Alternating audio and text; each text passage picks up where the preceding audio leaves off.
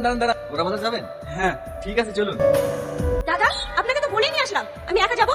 আমাকে আমার বাড়ি থেকে বলেই দিয়েছে এখনকার দিনকাল ভালো না, কোনো ছেলের আশেপাশে বসবি না। আর এই বহরমপুর শহরে নাকি অনেক পকেট মার আছে। ম্যাডাম আপনি চিন্তা করেন না, কিচ্ছু হবে না।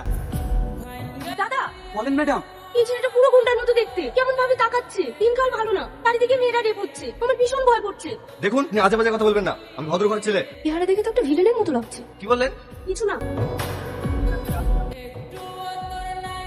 অসভ্য, মেয়ে দেখলে গায়ে ঢলে পড়তে মন যায় না? কি হয়েছে ম্যাডাম? এই ছেলেটা আমার সঙ্গে নোংরামি করছে, ওকে এক্ষুনি রিক্সা থেকে নামিয়ে দেন। আপনি রিক্সা থেকে নামেন। না আমি নামবো না। নামবি না?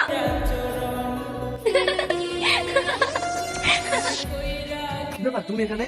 তুমি আমার পেছন পেছন চলে এসেছো। আমি কেন তোমার পেছনে পেছনে আসতে যাবো? এই ঘর তো আমি ভাড়া নিয়েছি। আন্টি আন্টি আন্টি, এসব কি হচ্ছে? এই ঘর তো আমি ভাড়া করেছি। এ আসলে কোথা থেকে?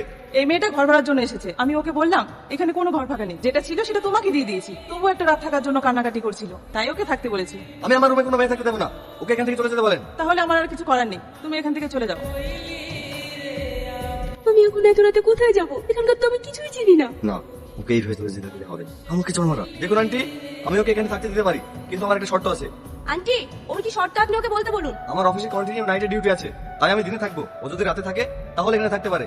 আন্টি, ওকে বলে দেন আমার দিনে কলেজ আছে, আমি দিনে থাকবো না, রাতে থাকতে দিলেই হবে। আন্টি, আমি ওর শর্তে রাজি। তাহলে তো দুজনের মধ্যে কোনো সমস্যাই থাকলো না। যাও, তুমি ঘরে যাও।